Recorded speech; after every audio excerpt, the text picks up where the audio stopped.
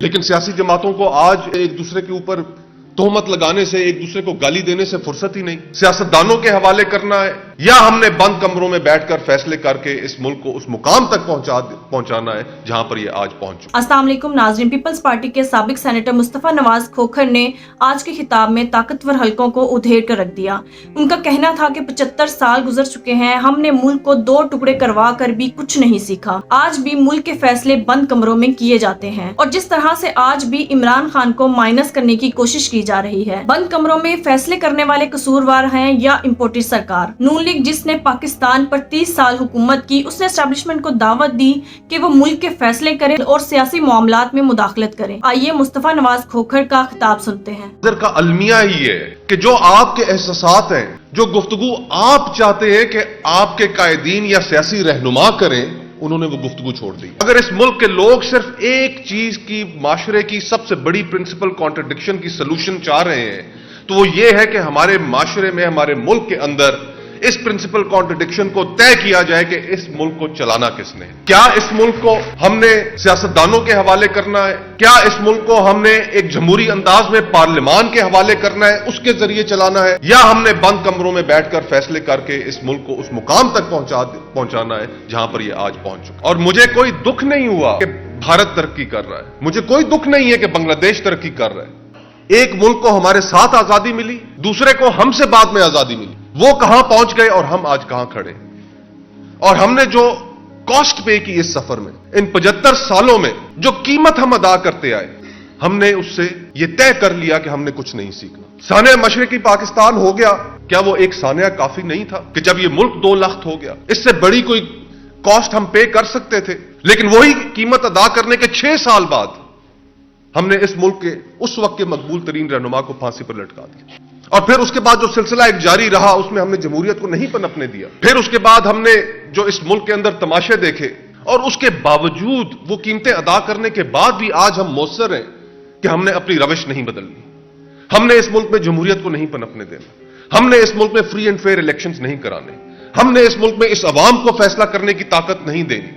हमने इनको वो हकूक नहीं देने जो इनको आईन ने इनको जमानत दे रखे। ये काम तो सियासी जमातों का है कि इस मुल्क की अवाम को, इस मुल्क के लोगों को आपस में जोड़ कर रखें। लेकिन सियासी जमातों को आज एक दूसरे को के ऊपर इल्जाम लगाने से, एक दूसरे के ऊपर तोहमत लगाने से, एक दूसरे को गाली देने से फुर्सत ही नहीं। तो अवाम के इश्यूज के ऊपर जो सियासत है, वो आज कहां है? जहां पर इस मुल्क की मईशत का दिवालिया हो रहा है, वहां पर इस मुल्क की सियासत का भी दिवालिया हो चुका है।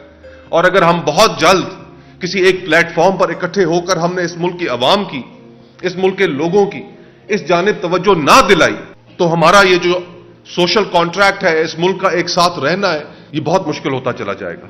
और हम ये कीमत, याद रहे, एक दफा पहले अदा कर चुके। हमें अपनी गलतियों का इदराक करना पड़ेगा। हमें इस मुल्क को, एस्टैब्लिशमेंट के रोल को खुलकर डिस्कस करना पड़ेगा। हम इस मुल्क को मजीद एज ए सिक्योरिटी स्टेट नहीं चला सकते जिस तरीके से हमने पिछली कई दहाइयों से इस मुल्क को चलाते आए हैं। हमारे मुल्क के अंदर हम जिस फाइनेंशियल क्राइसिस से इस वक्त गुजर रहे हैं, इसके भी नताइज होंगे। और खुदा न खास्ता अगर हम डिफॉल्ट के करीब जाते हैं, तो हम श्रीलंका नहीं है। हमारे यहां एथनिक और रिलीजियस जो फॉल्ट लाइन्स हैं, आर्म्ड मिलिटेंट ग्रुप्स हैं, वहां पर तो प्रेसिडेंट हाउस के अंदर लोग गए, किसी ने गिटार वहां पर बजाया, किसी ने वहां पर स्विमिंग पूल के अंदर छलांग मारकर अपनी तस्वीरें बनाई, सेल्फीज बनाई। क्या आप तवक्को करते हैं कि इस मुल्क के अंदर ऐसा होगा? यहां पर तो लोग आग लगाएंगे। यहां पर खुदा न खास्ता जो हालात बनेंगे, तारीख की सबसे बड़ी ये पाकिस्तान से की गई इमिग्रेशन है कि जिसमें आपका ताजिर तबका, जिसके पास अपनी थोड़ी बहुत कोई सेविंग्स थी, वो लेके बाहर निकला। आपके मुल्क से डॉक्टर्स, इंजीनियर्स, वकील, अकाउंटेंट्स, सारे प्रोफेशनल्स इस मुल्क से निकले। जिसको गाड़ी चलानी आती है, जो लेबर का काम करना जानता है, वो भी निकला। 15 से 30 हजार रुपए कमाने वाला जो तबका है, वो खत्म हो चुका है। खतरनाक मुकाम पर हमारा माशरा आकर खड़ा हो गया है, हमारा मुल्क आकर खड़ा हो गया है। जब तक हम इस सियासी बहरान को ठीक नहीं करेंगे, ये माशी बहरान से हम जान नहीं छुड़ा सकते। और हमारी एस्टैब्लिशमेंट, जिन्होंने पिछले 10 सालों में हमारी नजरों के सामने इस मुल्क के अंदर अपने ओवरसाइज्ड रोल की वजह से जिस तरीके से इस मुल्क की सियासत को आज इस मुकाम पर पहुंचाया है, हमने अपनी नजरों के सामने देखा। सिर्फ यही गुफ्तगू आपसे करें कि ताकि ये सियासी जमातें, इस मुल्क के स्टेक होल्डर्स, हम सब मिलकर ये एक आवाज बने और उनकी तवज्जो इस जानिब दिलाएं कि अब बहुत हो चुका।